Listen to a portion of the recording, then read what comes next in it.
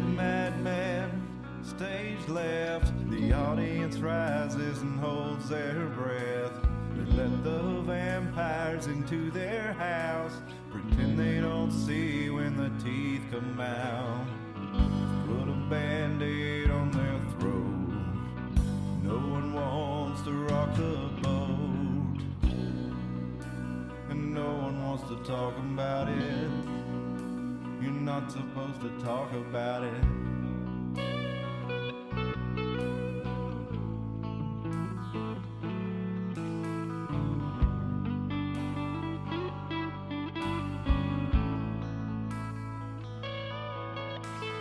The curtain rises and the players come out. Webs of light spinning from their mouths. Stop looking, listen for a little while. Pay no attention to the men behind the curtain. Just look away when you see the blood spurting down to a steady drip. I promise to leave you a little bit. I'll be back for another drink tomorrow. I love the taste of your terror and your sorrow breathing in your blood. It's never enough. Program reality, double thing, duality, a boot upon the face of all mankind. Our numbers up and the dead coincide. Go along to get along hypnotized by the siren song. The flames are empty and the crypts are cracking open. The horde's upon you and you stand there frozen, waiting for the word. Stand in line and wait your turn. Don't follow the strings to find out who is pulling. Just drink your poison, keep on laughing and drooling, eating your own flesh. The master always knows what's best.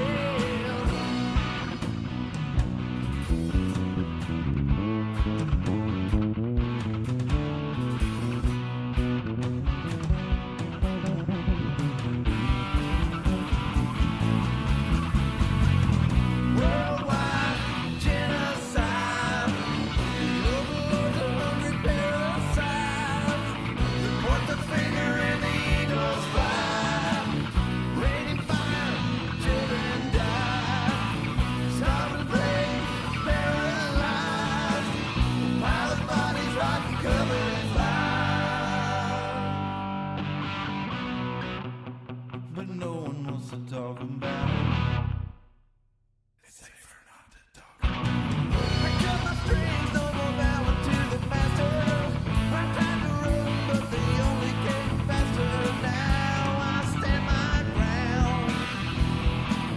I ain't backing down. Silver bullets in my pistol in my holster. My will is strengthened and my confidence is bolstered. Don't test my resolve. Don't test my resolve.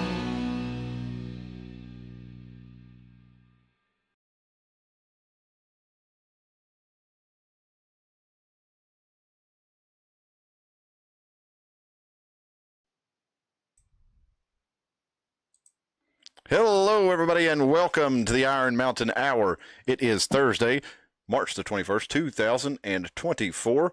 Just getting by the spring equinox, starting to get into some warmer weather here in the Iron Mountain in East Tennessee. Glad to have you with us tonight. I'm joined by Aaron Armageddon via the magic of Skype. He's a couple counties down, a little bit west from here, southwest from here, but he's originally from this area. And we'd love to have you join us tonight to discuss all these issues on X, on YouTube, in the chat. If you'll leave us a comment, if you'll email us at the ironmountainhour@gmail.com, follow us on X and YouTube and Rumble, and let's get this shindig started. How's it going, Aaron? It's going good, brother. How about yourself?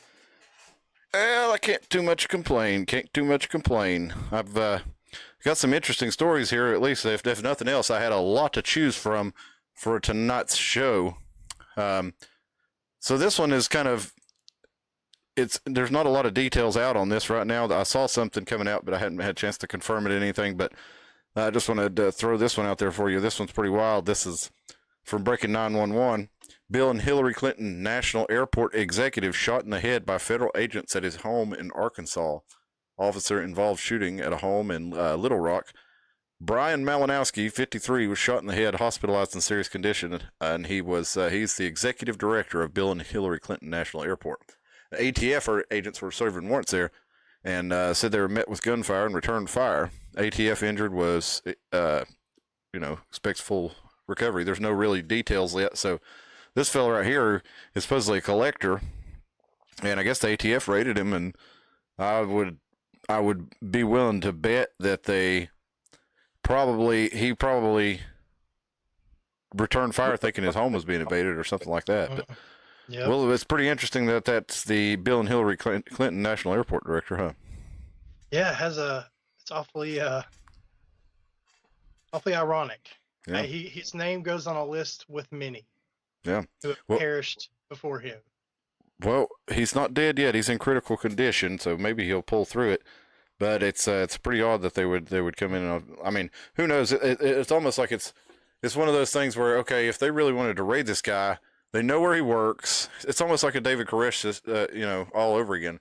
Why do they need to raid a home anymore? I mean, you catch the guy when he's out, you pull him over, and if you've got a legitimate case against him, then you take him in, or you even call and say, hey, call his attorney. This guy's a civilized human being. He's going to. There's a term for it. It's happened. MTG. It's happened to her several times, and I don't think it was like a swatting incident. This seems like it was something.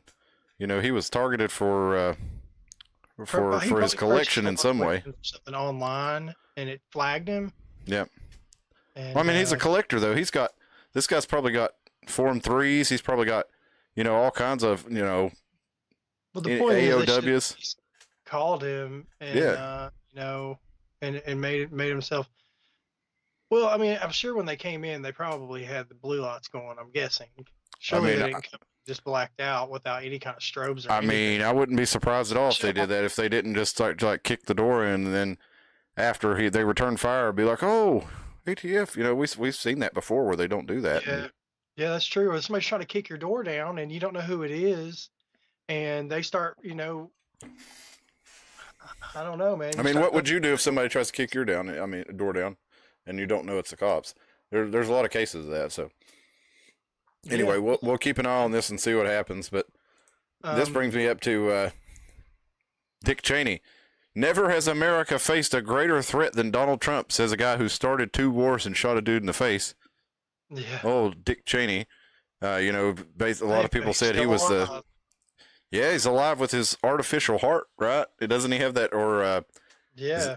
He doesn't he have like a mechanical pump? Isn't he like a Darth Vader? No. I think he's not. I think he actually has a heart now. I think what it was is he had a machine outside of his body where his blood actually pumped out of his body through this machine while he was undergoing some sort of treatment.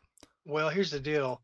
I don't need safety advice from a guy who shot someone in the back hunting. Yeah. You feel me? Like, dude can't even just. Didn't he shoot him in the face with the freaking bird shot? You may be right, man. He may have shot him in the face. I think he tore his face up with it, and then the dude apologized to Dick Cheney. Like, dude, I shouldn't have gotten his way. Yeah, but and that's the thing. If they ran up on this guy's house, but here's the thing: if they don't come in with strobes running, I'm gonna assume you're organized crime or kidnappers or something. Especially if you watch the news, you see all this crazy stuff. Yeah, if you hop out and I don't see a badge or you're not declaring who you are. Now, once it's declared and I know that it's Leo, then I'm gonna comply. Right. But if you don't have a badge and you're not declaring that you're law enforcement, bro, it's on. It's on like Donkey Kong. You ain't taking. And the courts have ruled that that's legal. You can defend yourself in that situation, and it is. You should be able to. Yeah. There's been. I think it was even a Supreme Court case that found that was. Of course, you got to comply with. You got to comply with them. Shooting at feds. If you know they're feds and you're doing that, I mean, obviously. That's a no-win situation for you. You just you comply with the law enforcement at the time, and I mean it's crazy different cars that are not clearly marked or not even the unmarked SUVs, they'll have the strobes built into the grill and stuff. You can tell. You know what I mean? Well, But yeah, that's not going to be. I mean, you're not going to win that fight. You know, even legally speaking, if you are aware that they're, you know, feds and Death Wish. They're exactly. like Agent Smiths, bro, from the Matrix. Like they're just gonna Yep. keep coming. Yep. Like Grand Theft Auto, you know, like it's like we both are exterminators, and you go out and you poke a beehive, they're all gonna come out. You know what I'm saying? That's if you right. get into that queen, but you can grab hold of the queen and you can move her around, and the whole hive will follow wherever the queen goes. You know. But and that's what's gonna be all up on your rear end. Yes, indeed. Let's go on. Speaking of up on your rear end, up in your house, you've seen the story of it's a young man. He's talking about how there's one video. I'm pretty sure it's the same young man. He's a Venezuelan illegal immigrant, or I'm sure they'll say he's an asylum seeker.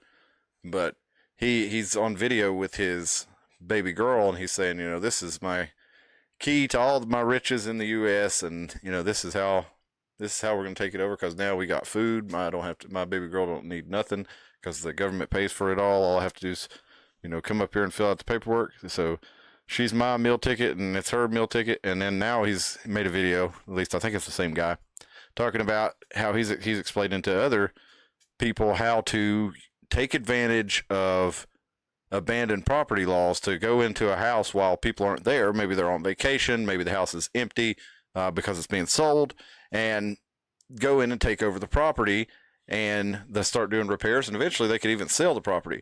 And he talks about how he learned this from some African immigrants who had done it 7 times. And there was a video over the weekend that went viral from New York where a woman had, I think, don't quote me on the details here. You can look it up if you need to get them. But I think the lady inherited a property, and when she went over there, there were 2 men living in the property. And so she called the police. Like a squatter situation? Yeah. So she calls the police. The police show up. The men don't have any proof that they live there, so the police tell them they have to leave. But then the lady goes to change the locks on the door, and the cops are like, no, you can't do that. And she's already got the locksmith out there. She's like, screw you guys, this is my house. I'm going to change the locks. So she changes the locks. They told her, you know, if she changed the locks, she'll be arrested. Well, she changes the locks, and then later the two men come back and break in, and one of them has gone and produced some sort of document that he can show to say he lives there. Like junk mail, yeah. They can literally just. So I mean, he could make up anything, but either way, they arrested the lady for changing the locks for unlawful eviction. And so apparently later, the next day, after that news story went out, and a group of men went over and had a talk with these men, and they agreed to leave. So that's probably the best way of doing this, because obviously law enforcement isn't doing it, but you know, you have a group of local concerned gentlemen who walk over and make it clear. We'll say make it clear what the situation is. You all know what I mean. And the folks are not going to stay around where they're not wanted if it's made clear to them that they're not wanted there, and that, you know, certain actions will be taken should the need become, you know, who knows, they might even go over there and you know, ski masks and, you know, do something untoward to them. Who knows, you know, wake them up in the middle of the night and carry them off. The neighbors will be like, I didn't see nothing. Well, I don't care who somebody's with. If you run up on me with a ski mask and you got guns, we're throwing lead, bro. It's happening. It's going No, down. I'm talking about I'm talking about folks coming over to the house. Folks coming over to the house where these people are squatting, because they can't be identified. Or you got the option, what if you made your own lease of your own house, right? So you could write out a lease paperwork. So that's really what a lot of these people are doing. They're just making up fake leases. But as long as they have a piece of paper, it can be just a chicken scratch on a piece of paper. But if they show it to the police and say, this is my lease, the police then say, oh, well, you know, that's up to the judge to decide, and you can't make them leave. What kind of, like, degenerate just, like, thinks they can just, like, go in someone's house and be like, yo, I'm living here, I ain't paying rent. Well, the ones doing it, I guess. Do you feel me? I mean, you see what I'm saying? Like, I mean, like, it's like if you get caught squatting, it's like, You need to just apologize and leave and hope you don't go to jail. That's the best outcome. But this is the clown world, you know. So honk honk. You feel me? You know what I mean? Like, I don't know if you'll be able to hear this video audio or not, Aaron. We'll if you give do it. that to somebody's car, it's called Grand Theft Auto, and they'll Yeah. put your friggin' A in the prison, son. That's a state. I'm pretty sure it's a state. Yeah, that's state prison time, man. It just depends on where you are, I reckon. Let's watch this real quick. Yeah, I don't know if you'll be able to hear the audio on this, Aaron, but I'll describe it to you after. So it's only a minute long. What would you do if you went on vacation and came home and there were 12 gang members living in your home? I am not joking when I tell you my mom's friend from high school went on vacation, came home, and there are 12 gang members living in her home, and she's called the police. They won't do anything, and they just said their exact response to her is, "We will not help you get them out. You have to continue to pay the electric bill and your mortgage and go get a hotel."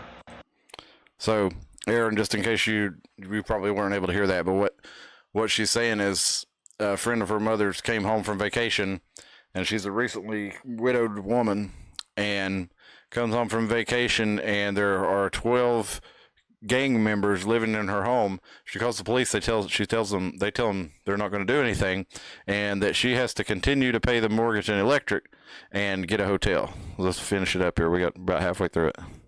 Are you kidding me? Her husband was military of some sort and has since passed away. Explain to me why squatters' rights are even a thing. Explain to me why squatters' rights are even a thing. I don't even know this woman, and I am infuriated. My suggestion, because of course I'm not friends with this woman on social media. Okay, she has some suggestions there, and they're not really that great, to be honest. But I think one of the best ideas is to come up with your own. Okay, if you got somebody living in your house who doesn't belong there, there you go. Squatters get disappeared. Exactly. Who's going to report it? You know, that's the whole thing. The neighbors be like, I didn't see nothing. Just throw rattlesnakes in there. And then go once somebody's out. Yeah, people mention putting a skunk in there or releasing a bear in there, that kind of thing. Like, no, I like the more direct approach, like Stephen Lee's. Squatters get disappeared, or there's always like the case if you don't have a community that'll stand with you and do that sort of thing and have your back like that. Like I said, make up your own fake lease and then go on the property, call the cops and say they're trying to make you leave, and then you've got your fake lease, and there you go. That's probably your best bet. Don't call the law and say that. And then there's another thing. They're also like, oh, I got to my house and somebody's living there. Like, that's not how you do it. You say somebody's breaking into my house or something like that. So you don't want to have the cops show up on the pretense that there's somebody living there. And you have knowledge of it, you know. Yeah. Not like, there's someone trespassed in my house. Yeah, that's what you do. You call them to say, there's someone's broken into my home. But you can't expect. That's the thing too. And if you're in one of these areas, like in Tennessee, I've not heard any stories like that around here. I don't really think we have to worry about that so much. But not Florida or Tennessee. Tennessee, hell no, man. But there's a lot of states where you do, and yeah, for sure. Yeah, like out west, like Washington State, and a lot of that's going on in Washington State, in Oregon, and California. I mean, this particular story was in Arizona, and then New York also has a lot of it too. But it's just kind of crazy that you're going to allow. I mean, if you don't protect private property.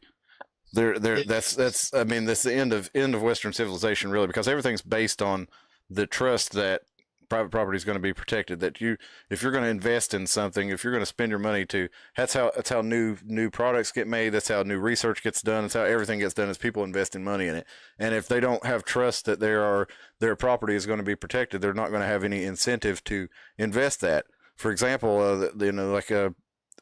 with a real estate deal, say that Trump court case up there in New York was a really big deal because they basically determined that everybody who's engaged in real estate negotiations up there is breaking the law, and so they're really chilling real estate investment up there, and because people don't have confidence that their private property will be protected, so that's only going to get worse. Invest there, and I wouldn't either. I'd be like, yo, I'm out of here, because if you've got squatters living there, here's another thing. They're like putting dookie on the walls, and like the toilet's going to get clogged, and they're not taking care of the place. Yeah, that's one of the reasons. Like, people's laying everywhere, just disgusting, like poop and crap and piss and bottles. Yeah, man, you're going to trash the place. You better hope you don't have carpet. Well, that's why the saying that, or they always had this idea. Well, there's more there's more empty homes in America than homeless people. Like, why don't we just give the homes to the homeless people? Like, well, because the homes would be dilapidated for one if you gave it to somebody who didn't appreciate it, didn't work for it, didn't earn it, and trash it. And yeah, there's a lot. I mean, how are you going to maintain the home? How are you going to pay the bills? I mean, it's just not that simple. It's going to turn into a trap house. Well, welcome to Chicago, South Side of Chicago. I've seen it. Oh yeah, and I've seen too. Like out of the windows, they'll have boards over the windows and they'll pull them down. There's like gang graffiti all over it. I rented an Airbnb, man. We rolled up and it was Glendale in Chicago, and it was like the worst side. And there was a car on blocks on the side of the road. Like, I'm talking like in the afternoon. It was like 1 or 2 in the afternoon. Yeah. There was like 8 dudes standing around it, and they stripped it. Somebody's stuff was gone. But the two properties on both sides of the rental property, that some guy like tried to renovate one of the houses, but the houses on both sides of it were just junkies were crawling in and out of the windows. There's gang graffiti all over it. And it was a rough side of Chicago. It was shots all night. It sounded a lot like Mexico. I mean, it really did. There was just like crazy gun play all night. Hear it all night, clapping off in the distance. You know, I don't care who you are, man. You ain't gonna sleep well with that. No. Well, we got another story. Speaking of squatters, this is another one from the Babylon Bee. Checkmate. Trump sneaks back into the White House, invokes squatters' rights. Former President Donald Trump had President Biden evicted from the White House Thursday after successfully sneaking back into the White House and invoking squatters' rights. Surprise, Trump said, as surprise, as he jumped out of the secret passage. You're a Democrat. You got a little deep inside your name for that to work. It's me, your favorite squatter. Now get out, Sleepy Joe. I live here now. Let's see. So, yeah, Biden's Secret Service said, well, he's got squatter rights. We can't do anything. Let's, since you've been talking on this one, I'm going to put this on. I don't know if we'll watch the whole thing or not. It's 2 minutes long, 2 minutes and 20 seconds. But since Aaron can't hear it, we'll go through just a little bit of it and I'll replay it. But Aaron's really been hammering on this one, so I wanted to share this. This is from Fox. This is about a month ago. I think it's from I can't remember, Baltimore or something. You found something on the MSM about it?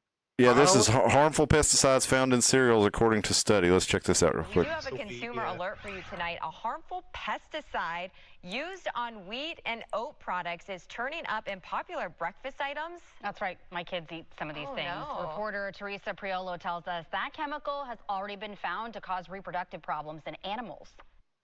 It's a problem a lot of Americans face, not knowing or understanding what's in the foods they eat on a daily basis, including brands owned by one of the biggest food companies in the world, General Mills. I probably should be more responsible and really look into it.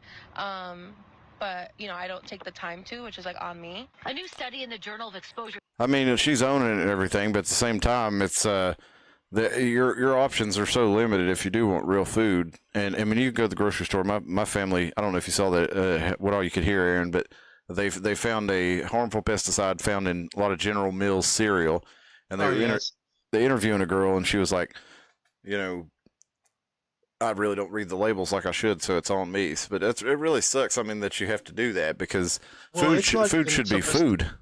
The pesticides have always been in the food.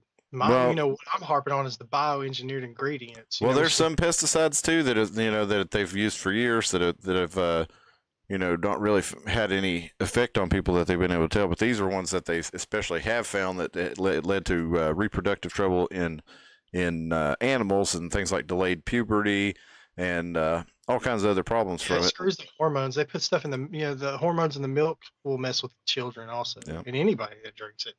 Let's listen a little bit more of it. Science and Environmental Epidemiology found 80% of Americans have tested positive for a harmful pesticide called chlormequat, a pesticide used on wheat and oat products globally to ensure their stability. The chemical can have serious consequences on young and developing bodies. Dr. Kathy Ward is a pediatrician. I talk to my parents every day about trying to avoid processed foods, which I tell the children at all levels, it's anything that comes in a box or a package. Processed foods. Remember, she said, you were telling me, Aaron, about your papaw. I don't eat no packaged food, he said. And that's what she's talking about. Tell you not to eat it, yeah, for sure. Yeah, she's saying pretty much anything that comes in a box or package is not going to be good for you. And you were talking about how your breakfast cereal was made with genetically modified ingredients. Well, it'll say bioengineered ingredients, and they hide it. They put it vaguely at the bottom, but it'll be all capital bioengineered food. If it says that, and everything says it in it now, it hurts my stomach. And sometimes it'll say proudly made with responsible bioengineering or something like that. But your best bet is your local meat market, local produce stand, farmers market. Butcher. Find a local butcher, Yep. Slaughter shop.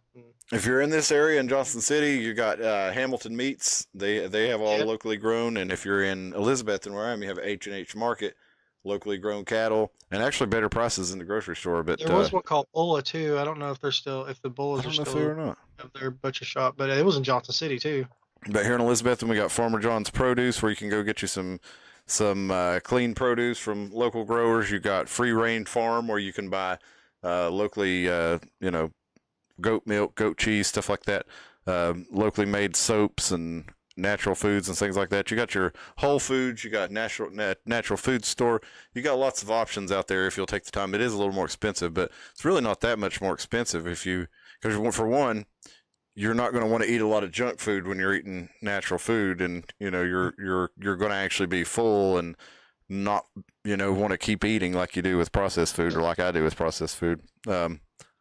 But for another, it's just better overall. Has better nutrient quality. It doesn't have the amount of pesticides. Doesn't have the geoengineered ingredients. All that kind of good stuff. And if you're lucky enough to live in a community that has an Amish population, dude, kill it.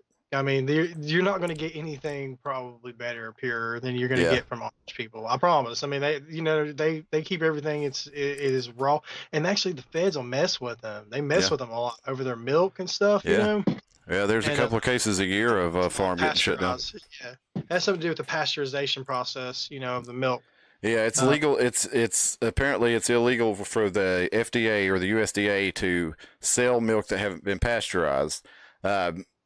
And some places, especially if you're buying milk if you're buying milk and nobody has cows anywhere near you, probably good to buy pasteurized milk. But if you're living like right next to a farm and you can get raw milk right out of the cow, or within a couple of days of it coming out of the cow, you're probably going to be all right. But a lot of these places have to sell it. A lot of them have to sell it as pet milk, and say not for human consumption and stuff like that.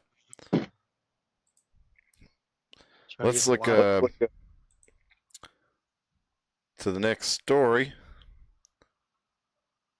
So they're recalling all those apparently those GM breakfast cereals or General Mills breakfast cereals, and General Mills of course said, well, we're following the law and doing everything, which I'm sure they are, because they were probably in my view they're lawsuits coming. It's going to be everywhere. What the thing is, it's probably perfectly legal, because they probably got together with other mega food conglomerates and funded the law being written to protect them. They said, well, we followed the law, which they probably did. Yeah, you're right. They changed the legal definition of fluoride to just any waste. Yep. So they can just, you can take a turd and just like throw it in a cup of water and it's fluoride. I'd say they use real fluoride legally. though. It's legally fluoride. I'd say they really use fluoride though. Oh yeah. Well, but the problem with that is they can put other things in it, or byproducts, things that get washed in the river.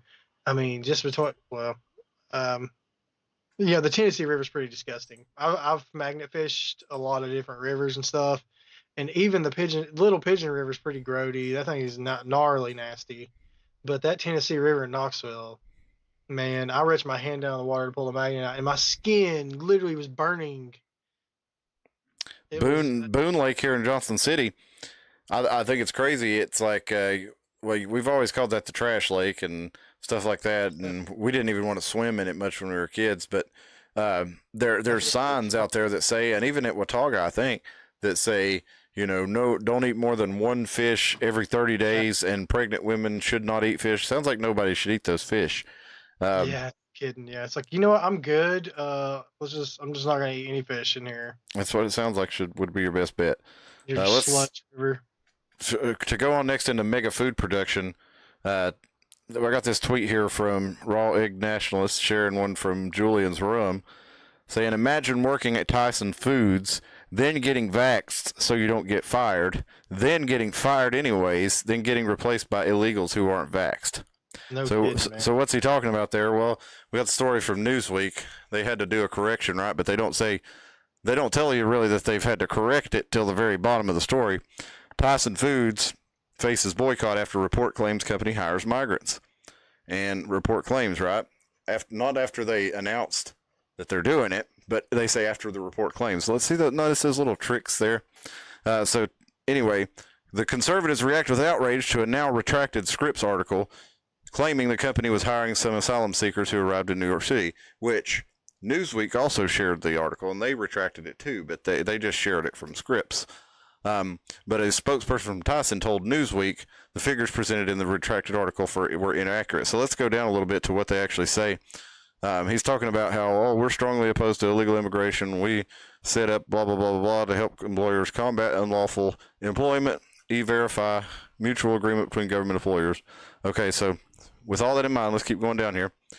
He goes on down. He says, we have 120,000 team members in the U.S., all of whom are required to be legal. And he goes on down. And so we see right here, outrage was fueled by Tyson announcing on Monday it would close a plant in Perry, Iowa that had about 1,200 employees amid a drop in demand for some products. So they've shut down 6 plants in the past year, right? So that part's true. Now, the story said they were going to hire 52,000 illegal immigrants. And Tyson said that's not true. What are they hiring? They say 2,500. They just said they're against illegal immigrants, right? But they have a tent partnership for refugees, and in 2022 they committed to hiring 2,500 refugees. So the figure's much lower, but it's still twice the number of people that are getting laid off from this plant. So notice the little games here that Newsweek is playing to help out Tyson. No, don't boycott us. Don't boycott us. That article's not true.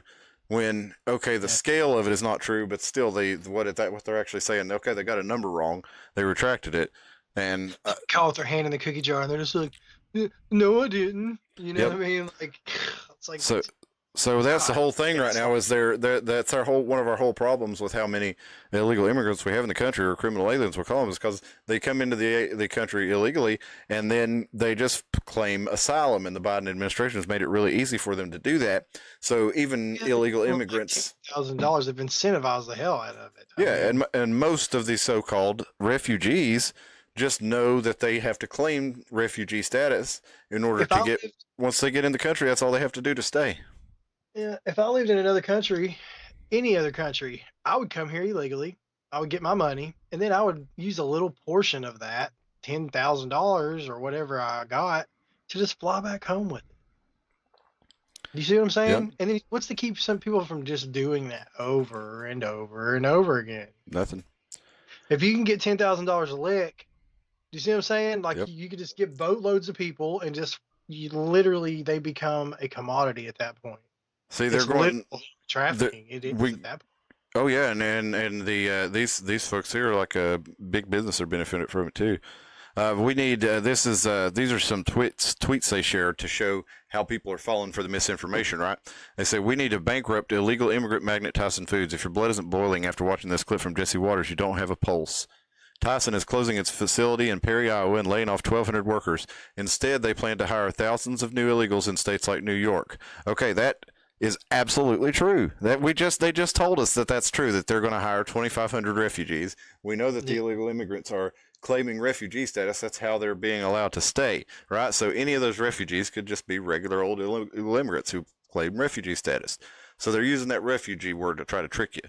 And another thing, so they're showing you these tweets showing how people fall for misinformation, but they just told us that it was in fact true. Every word of this one's true. He says, laying off its 1,200 workers. Instead, they had planned to hire thousands of new illegals in states like New York. Okay, well, he didn't say 52,000 like that Scripps article that y'all at Newsweek retweeted or didn't retweet, but you basically took that information and reported that that's what Scripps was reporting. So y'all, it was good enough for y'all then, but now, okay, well, it's actually 2,500 workers instead of 52,000. Okay, well, this person didn't say anything about 52,000. This person, MJ Truth Ultra, said they're firing Americans offering perks to illegals. They didn't say anything about numbers. They're just saying the truth there. So Stephen Lee said the water here is better than in Pennsylvania. Yeah, dude, the water up north is like look at Flint. It's just like a sewer. It is. dude, And my water's it's awesome here. Trash here. It's trash. It's not that great here, but up north is she's right. It's like trash, man. Like I thought the water was bad here, which it is milky and stuff. But I mean, in Mexico you can't drink the water. You really can't. They tell you can't. You gotta drink beer. Drink super low alcohol beer. And when you wipe your butt, you have to put the toilet paper in a bag. You can't flush it. There's like signs near all the toilets, And I didn't know you can't that. flush it. Yeah, because of the septic systems and stuff. So when you wipe your butt, you have to put it in a separate bag, so you don't tear the septic up. But yeah, the water you're not going to want to drink that water either. But yeah, it's going to become that way here if we don't protect our rivers and streams, because when Tennessee's gone, this is like wildlife out here. You have to protect all this stuff because once this is gone, there's nothing left. I'll tell you, all around they did a program through the feds where they were trying to fluoridate all the water, and part of that involved putting in a new pumping system and having a requirement that you had to have a certain kind of pumping system, right? And the feds would front the money for the pumping system if the local utility districts would start adding fluoride was part of that. So the local utility district that I live in, we did not take that, and we're pretty much going to be paying an extra $15 a month on our water bill for the rest of our life, but we get good clean water. We got a new pump that complies with the regulation, and we don't have to add a bunch of stuff to the water that doesn't need. Our water is a little, a little hard here, high calcium where it's really, but our water comes straight out of the mountain, so you really can't beat it. It's better. There could be worse stuff in it. Oh man, I love our water. It's the best water I've ever had, other than like well water. East Tennessee is just, and luckily Elizabethton is a pretty clean place. They don't have a toxic waste dump there, or a chemical factory, so. No, the city does fluoridate. The city does fluoridate though, and Johnson City does. So does. Well, the town of Jonesboro voted it out. Yeah. And they were like, no. Yeah, they still did it. Yeah. There's a gentleman. I've got his card somewhere. He's an older gentleman, but I met him when I was working at my cousin's hemp shop down there, and but yeah, he had came in and was talking to me about it, and was really advocating to try to have it removed. Very intelligent man. I wish I could find his card to give him a shout out, but you got to keep on these people. Stephen Lee says you can't eat anything out of the Susquehanna River. It also says Lee has a great story of Marysville, PA, was dumping raw sewage in the rivers. One of his family members ratted them out, and they sent thugs to beat him almost to death. Wow. Yeah, that sounds about right. Yeah, they'll do anything to protect that dollar. Well, y'all told me some stories about PA, so I'd believe it. Let's see. Let's go on to the next story here. We talked about the Tysons. This is what we named the episode after. This is CIA sensitivity training. So this will be our last national story, and then we'll go into the Tennessee stories here. But this is from James Lindsay. We're in a declassified CIA document from 1974 likens the tools of sensitivity training, upon which many of our social emotive learning methods in schools derive, to brainwashing in PR China, People's Republic of China, indicating they're dangerous and shouldn't be used. So they go through this, and this memo comes out. Encounter groups, T groups, sensitivity trainings, and similar terms are used to describe a variety of kinds of group experience which have certain elements in common. And he's talking about this in a book called On Encounter Groups, Carl Rogers. He says the facilitator develops a psychological climate of safety in which freedom of expression and reduction of defensiveness gradually occur. In such a psychological climate, many of the immediate feeling reactions of each member towards others and each member towards himself tend to be expressed. A climate of mutual trust develops out of this mutual freedom to express real feelings, positive and negative. Each member moves towards greatest acceptance of his total being, emotional, intellectual, and physical, as it is, including its potential. With individuals less inhibited by defensive rigidity, the possibility of change in personal attitudes and behavior in professional methods, in administrative procedures and relationships becomes less threatening. So basically, everybody's becoming more comfortable for one another. Everybody's defenses are down. People can learn from one another. there's a development of feedback that's basically a mental feedback loop. Kind of everybody gets on the same page basically, and they can then when you get this kind of defenses down, that's when new ideas, improvised concepts, new directions emerge. Innovation can become desirable rather than a threatening carryover. Temporary or more permanently into the relationships with spouse, children, students, subordinates, peers, and even superiors following the group experience. And they're explaining basically how this is being used for cult use, more or less. Let's see if we can blow this up a little. Well, I don't think you can really see it here. It just blew up the outside. But let's see if we can open it in a new tab and blow it up maybe. There we go. So the overwhelming majority of participants in such groups emerge with conviction that they have benefited in some way from the experience.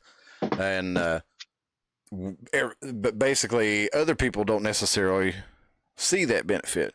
And a lot of people will say it's harmful to them because they weren't in the group and they weren't basically, it says here, they're outside the movement, and they don't understand. They didn't have the breaking down of their critical thinking, of their psychological defenses and things like this. And basically it goes down to this is we'll read his fifth point here in totem. In making these judgments, I recognize that self-reports of personal benefit tend to overwhelm the counsel of caution.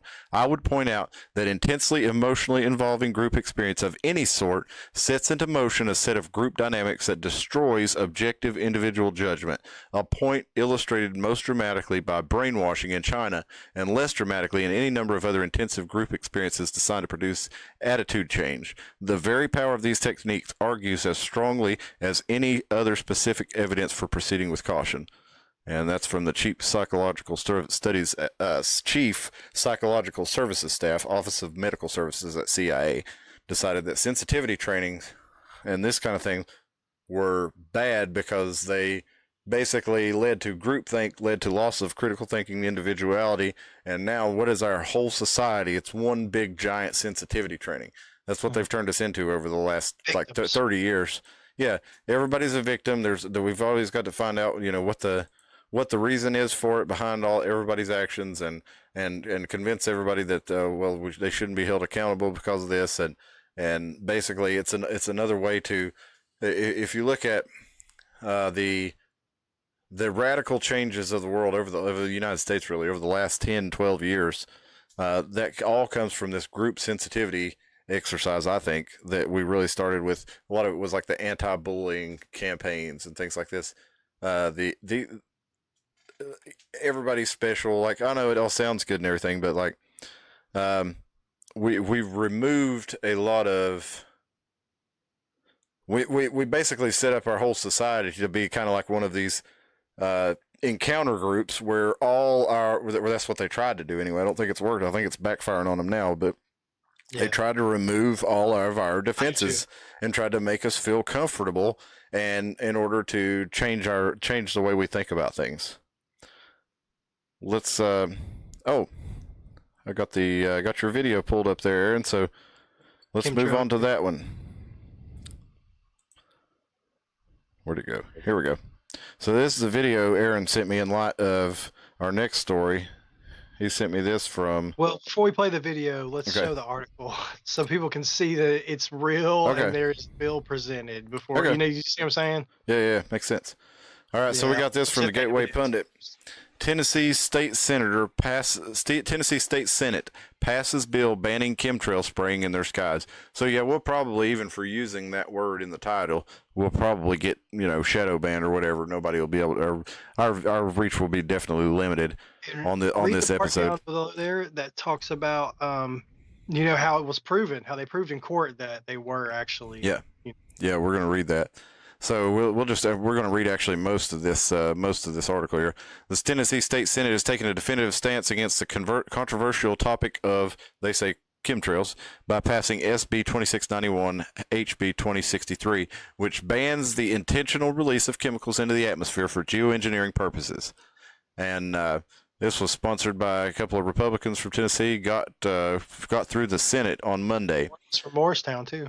Yep. And the other one was from I want to say Kingston, near Oak Ridge. Yep. Yeah. So East Tennessee coming through in the clutch here. Hopefully, we'll see. It's actually stinky over here. Like I said, you'll see in my video, I'm complaining about it. I mean, it stinks. It'll give you a headache too. The legislation is predicated on the claim that it is documented that the federal government or other entities acting on the federal government's behalf or at the federal government's request may conduct geoengineering experiments by intentionally dispersing chemicals into the atmosphere, and these activities may occur within the state of Tennessee.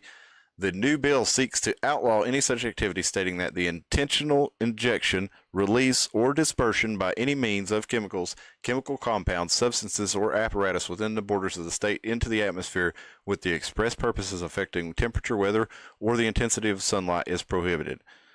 So they set the bill to be enforced beginning July 1st, 2024, and they indicate the urgency that the Tennessee State Senate places on this issue for public welfare.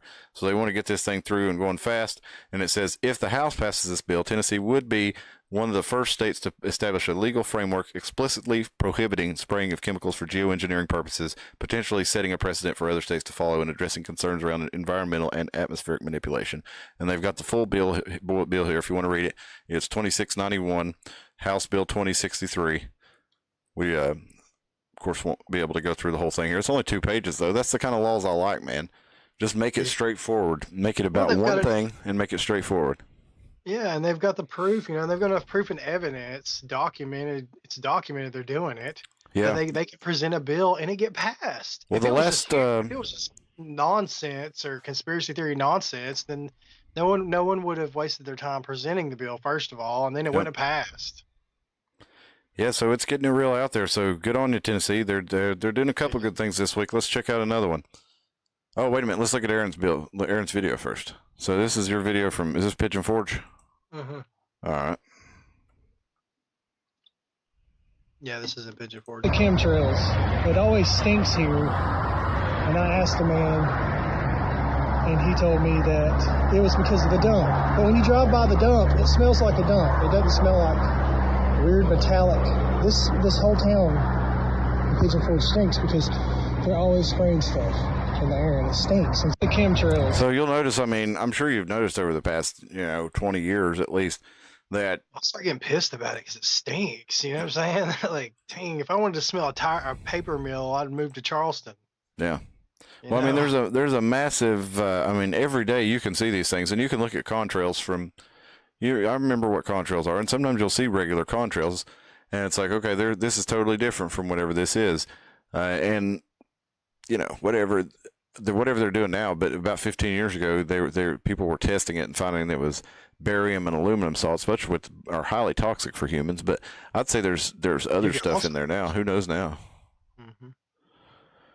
But yeah, it's definitely out there. I mean, this is literally another example of them like telling you the sky's not blue, because you can see this stuff and they're like, oh yeah, they always did that. No, they didn't always do that. I've watched planes my whole life. Smell that, I'm almost 40-year-old man. I've lived here my entire life in this area, and it didn't smell like that when I was a kid. When I've had people that thought I was crazy about it, but then they're like, I really looked at them, and they didn't used to look like that. And why do they spread out? If it's water vapor, why does it spread out over the whole sky and just stay there and not evaporate or not condense or not go away? It just spreads out.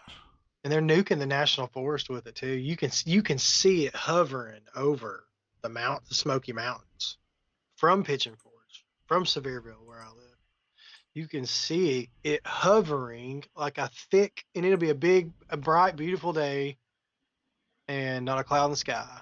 And then there's just this like fog over the mountain, And we don't want that kind of Smoky Mountains. It looks like Los Angeles. That's what Los Angeles. If you get up on a skyscraper in LA, or any big city, really, with a lot of smog. Yep. Like, you can do this in LA. You can go out in LA and you can see smog off in the skyline. I mean, you can see it, like just nasty. It's disgusting. But why do we do that? It's like, how can we not figure out how to make that not a thing? I don't want to smell friggin' disgusting. Like I said, if I wanted to smell a paper mill or a tire factory, I would move somewhere where that's. I'd stayed in Kingsport. That probably is why you're having nasty freaking sewer. I would have stayed in Kingsport. I'm sorry. That probably is why you have trouble breathing some days, Stephanie. Nasty. You can't eat the fish in the river, the Holston, for about 5 million different reasons. Dude, it kills me when I go by there and I'll see somebody fishing and like you're like downriver from Eastman, looking up river, and there's all this, Eastman stuff out on the road, and you're just out there casting your line out there. God, I hope you're not eating this fish, or do I hope you are? I don't know. What's that new meme? He's like, brother, brother, brother, I mean, I feel the same way. Like, oh golly, don't eat that fish. It's like you want to roll the window down and be like, man, you must be hard up, because I don't know if you're from here, but I would highly suggest you not eating that fish, brother. Lay the fish down. Well, we had this yesterday. Kyle Rittenhouse was in Memphis at the University of Memphis, and of course, they had a big mob descend on the place, and eventually ended up. I think after about 30 minutes on stage, he ended up leaving. Just people screaming, and then you had all these, Welcome to the Chemtrail. Yeah. We got fun and games. Memphis, I can see this happening. Memphis, it probably won't be this bad. Well, Kyle he even had some protesters at ETSU. He's going to have protesters wherever he goes because the media reporting was so false on everything about it. It's like people will still say, "Oh, he had his mom drive him across state lines with a gun that he bought in another state." And like, first of all, what do y'all even? Suddenly y'all care about laws. If they quit throwing a fit about him, no one would probably even go. But what they don't understand is they perpetuate him. Yeah. They keep him going by protesting and throwing a fit. Because when I see liberals out like over something stupid, then yeah, I'm like, I'm actually probably just gonna go just because you told me not to go. Yeah, for real. Memphis is the toilet bowl of Tennessee, that's for sure, Stephanie. Let's So anyway, that's how Kyle was received out there. But it's like. That's what I'm sure he expects that. He was a regular kid who got dragged up in the middle of something, but he's made his choice now. He's chosen to be because he shot a child molester. Yeah, but I'm just saying, as far as now, Kyle spit in their faces. Like anybody that's gonna get mad at a kid for shooting a guy, it's a registered sex offender who's like trying to hit him with a skateboard in the street. Yeah, pulls a gun on him. Sorry. I had a tweet on. I can't wrap my brain. I can't look at it from any angle that makes sense to me. I had a tweet today, and this is from the Memphis Hauler, who I've been calling out on several things here, but they say this says screaming Memphis students walk out a minute into Kyle's speech. So they just start screaming and leave. So you have the activists come and take all the seats, and then start screaming. Before he could even talk. So they have no interest in any kind of dialogue. They're just there to disrupt. Children, they're immature, and they can't have a debate because they don't have enough like common sense or cognition to like carry on an intellectual conversation. So all they can do is just scream like ignorant animals. You know what I'm saying? Like we're just dumb, petulant. Like I said, just dumb people and immature who just can't have a civilized debate at a university. It's like you're in a library with books. That's supposed to be the place where ideas are exchanged and you come to the best. Yeah. But no, it's like no, they've been through the sensitivity training. They've been put in the sensitivity training all together, and now the leader, the facilitator, has given them the information. The news media is the facilitator. It's who gets everybody on the same page, and they give them the information, and anything else is heresy. All these people they believe that Kyle Rittenhouse drove across state lines with a rifle and murdered 2 black people. It's like they don't even know even the slightest details of it, but they are ready to go out and shut down this event. So Memphis Hauler reports this isn't chaos, it's called standing on business. Chaos is being an underage white male getting your mama to drive you across state lines with a rifle to take the law into your hands and murder people. Okay, so for one, if the Memphis Holler mattered, Kyle could sue them because he's been acquitted of murder. But, you know, it's not worth the time. But here is Bill Stivers says, cry harder, and shows a picture of Kyle Rittenhouse with acquitted on the USA Today. That attorney's one of the weaseliest team. Oh, yeah. Dude, I watched him live during that. He was just like, ugh. And in response to cry harder, the Memphis Holler shows this picture of Kyle Rittenhouse breaking down when he's describing when he had to take the life of the people who were the mob who was chasing him down. Obviously a traumatic event for him. Yeah, they're attacking a child. They said, "Oh, you mean like this?" Yeah, he's adult now, but he was 17 when it happened, and he was a child. I'm sure this made a man out of him in a lot of ways, I'm sure. But the kids still. People don't educate themselves. They don't read articles. They don't get good sources. They get their sources from the friggin' idiots like the Kardashians. And Stephen Colbert, the worst of them all. Yeah, literally, friggin' VIP member from the island, you know. And then they've got this, they said cry harder, and he said, "Oh, you mean like this?" and showed Rittenhouse crying. I said, Memphis is a toilet bowl of Tennessee, for sure. Yeah. I said, like a child reliving the trauma of being chased by a mob and having to defend himself to survive, this is not the own that you think it is. This was a child who was being forced. He was going to be put away for life, and part of, can you even imagine such a situation? The Memphis Holler? No, you can't. He was going to be put away for life for defending himself against child molesters, wife beaters, and thieves, and a whole mob of people running behind them. And Soros funding these groups, these groups that he funds to attack him.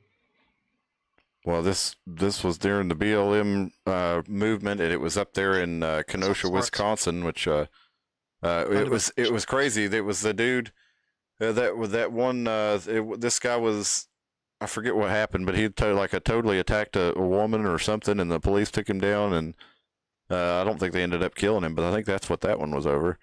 But anyway, I don't even remember. There's just been so many cases where they use these stories of police arresting criminals to rile up the public and use them to, create social change. So they riled all these people up with the sensitivity training, and they got them all on the same page, and then they, using the facilitator of the news media, who brainwashed them, they said, bad, and they went after him because it's heresy to be otherwise. Well, they accuse us of being deplorable, but that sounds pretty deplorable to me. You just got these bored, young, naive kids who just want to be a part of something, and they see their friends going out, and protest. They want to be a part of something, They want to feel like they're doing something. Well, they feel like they are a part of something. That's the whole. That's why they're putting a lot of this stuff into school.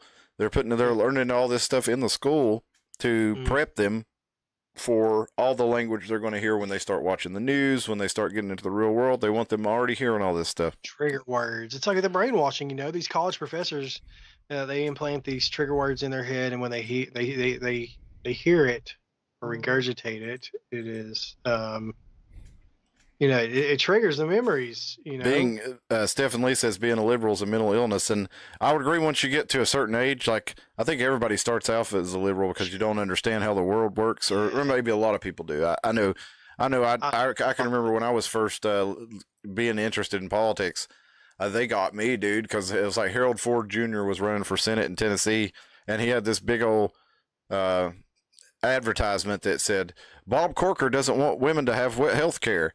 And of course, Bob Corker's no grade either. He's pretty damn bad too. But I'm like, it's like, well, that damn Bob Corker, why didn't he want, why shouldn't we all just have health care paid for out of tax dollars? And then you actually learn how, economies and things work as you get older. In Canada, it takes you friggin' 8 months to go get one doctor's appointment, Yeah.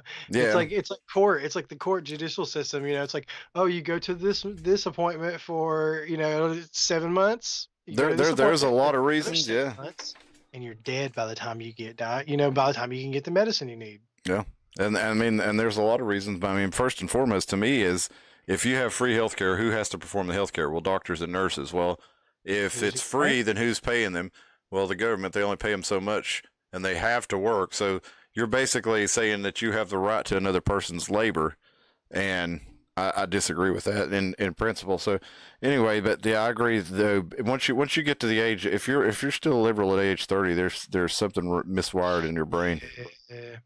Yeah, punk rock used to be like, and poor Michael Graves, man. He's actually been going. I guess a progressive. I consider myself, honestly, hell, I'm still like a liberal, but I'm like a 90s.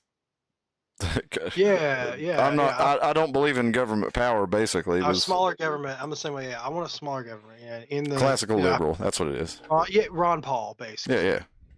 If you don't know who Ron Paul is, he's Rand Paul's dad, but he's totally like way cooler. That's what's called the classical liberal position. It's what the founding fathers were. American. You're just classical free. liberals. John Locke.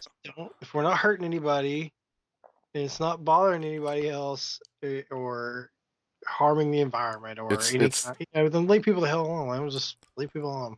It's the principles of the Enlightenment. It's the principles of the founding of the country. Let me do that. I'm a libertarian basically in principle too. I'm more of a, but I like the term classical liberal. That's what the founders were.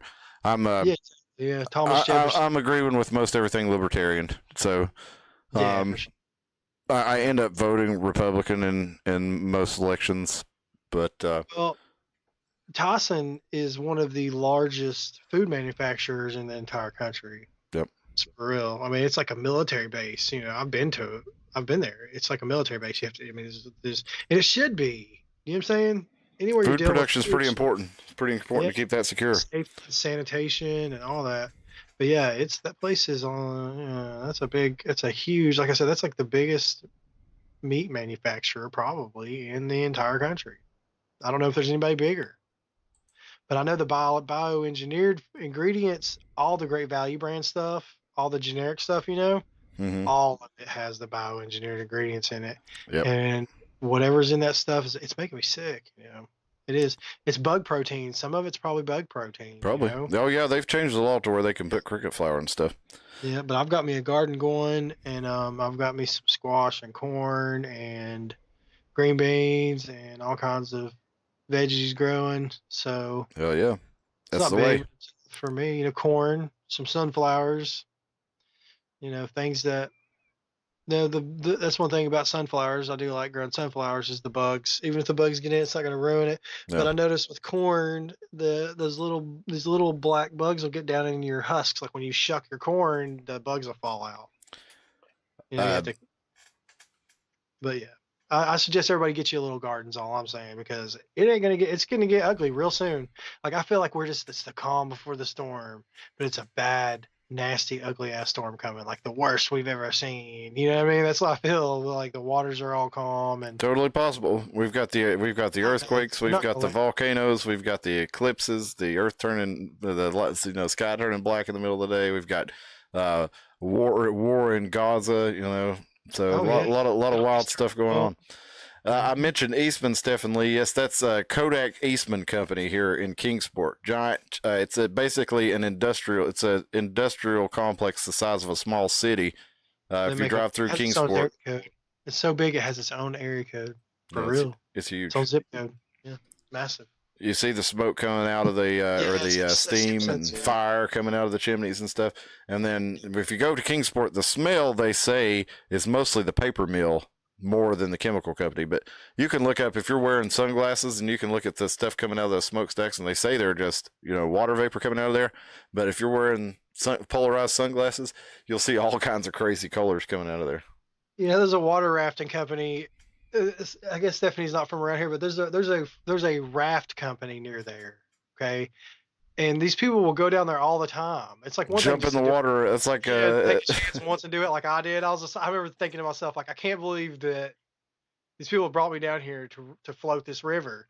And it's like, there's like metal tubes coming out of the side of the hill, and it's just like sludge coming out into the river. It's literally, it's like so nasty. Well, Kingsport's just a busted place. It really is. But that water's disgusting. And people be like, take their kids down there, and be like floating in it. They go down there like 4 nights a week, and it's just like, golly. We went swimming in the lake at a nuclear power plant. Me and my kids and some other family members. And that was pretty fun. Turn the light off. Yeah, it's actually really clean, super clean water. But no radiation according to them, but it's super clean because it's utilized by the power plant, and they suck it in to keep everything cold. But Yep. Stephen Lee feel the same thing. Something is coming. Well, let's look at this. We've been talking a lot. They're going to pull her out the bag at the last second, I think. They've been in Greenville for 2 years. They're originally from PA, Aaron. Stephen Lee. Was it? Stephen Lee have been in Greenville for 2 years. They're originally from PA. Oh, cool. So Dalton, another viewer of the channel, he's up in PA now. But shout out to Dalton if you're out there, brother. Like, was Dalton in that too? I hadn't seen Dalton tonight. I just figured I'd shout him out because he's from PA too. Yeah, he's still in PA. But yeah, you feel the same way. Something is coming. Martial laws. And we've been talking a lot on this channel. It's been my primary focus, and we talked about it on last Sunday, Dustin and I did, about how all these technologies that are coming together in our local communities with smart poles, with smart cities, with flock safety cameras and license plate tracking software, but it's a whole lot more than that. We've gone into it on the show. We don't have time to do it now. But it all goes together to basically keep a digital map of you everywhere you go. You're on camera. Your data is being collected from your phone, from your whatever the phone evolves into, whether it be chip or whatever. You're going to have this system all around you, and a lot of the places putting this in are like Republican areas, right? And they're like, oh well, our cops are good guys. They're not going to abuse it. But the thing is, it's a top-down plan. For the most part. The thing is, it's a top-down plan. They're not setting this infrastructure up for the local police. Those local police are going to be, what's the word? Replaced. Yeah, or what's the word where they're conscripted into federal service? Just the right disaster comes along, suddenly you've been constricted into federal service, and all these cameras are being used by the federal government. Well, who's in charge of the federal government right now? You've got a FBI that's classifying. You got an FBI that's classifying Trump supporters, people who bought Bibles, people who believe the coronavirus was a hoax in some way or another. Which it was. So you got all these people have been identified as targets by the FBI, and now you want to turn a system on all of us that we run locally, but the FBI can step in and basically take over any time. And you want to put this system that as part of another set of systems of data collection of cameras that all connect the cop cars. The cop cars are like AI now. You don't even have to. They don't have to. It's all scanning all the time. It's scanning the license plates around them. It tells them who's speeding. It tells them who to pull over. The AI just dispatches it out like. Yeah, so it's all already running on these systems. But you put this under federal control, and then you start targeting people who, like it said, bought a Bible. You're talking about a whole nother world of hurt. And this is yes. So this is what we're trying to avoid is everybody who lives this, we're all against this stuff, but we're putting the tools in place for them to subjugate us with. So I want to read this last story and why this is so important. And hopefully this is not just some people on Capitol Hill in Nashville blowing smoke, but let's read this real quick. The Tennessee bill would prohibit, this is from TennesseeConservativeNews.com, Tennessee bill would prohibit FBI from pulling state law enforcement resources into intelligence operation targeting Tennesseans. This is what I'm talking about, people. This is Senate Bill 2804, and it states criminal offenses as introduced reduces the minimum number of criminal investigators from the Criminal Investigation Division of the Tennessee Bureau of Investigation that would normally be detailed to serve each grand division of the state from 2 to 1.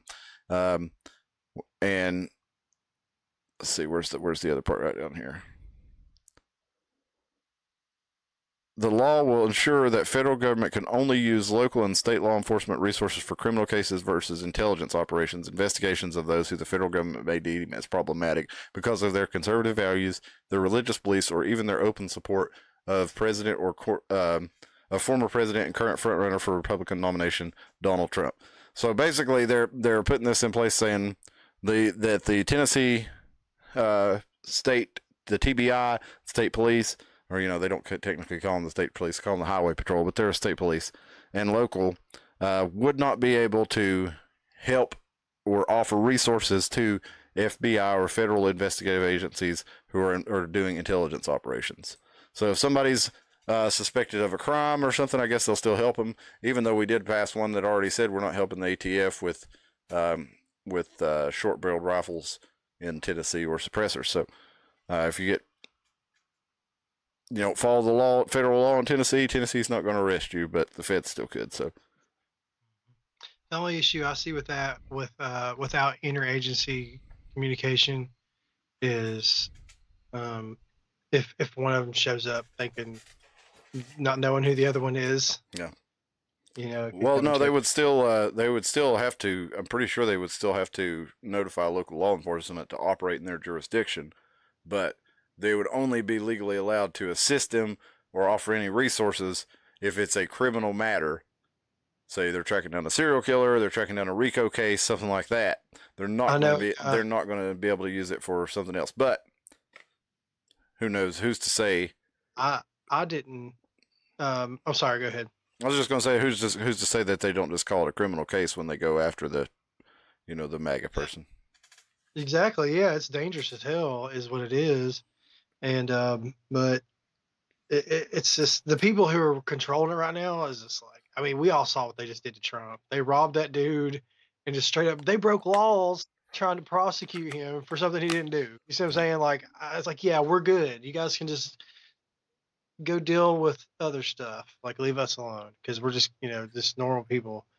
But yeah, it's wild how they classified, just anytime you say a race before you say a derogatory term, it should be illegal. It's like, just because Joe Biden is white doesn't give him a right to say white supremacist is the worst thing in the whole country, when in reality, it's like non-existent, basically. Like, it's pretty much impossible to be a white supremacist now. Than it even is here. So to say that is just like outrageous. And basically they're doing that so they can attack their, people who don't agree with them, their ideologies, and all their gender LARPing and their race baiting and all that. If you don't go along with that, then you are a MAGA extremist. They're going to come probably shoot your dog and take your stuff.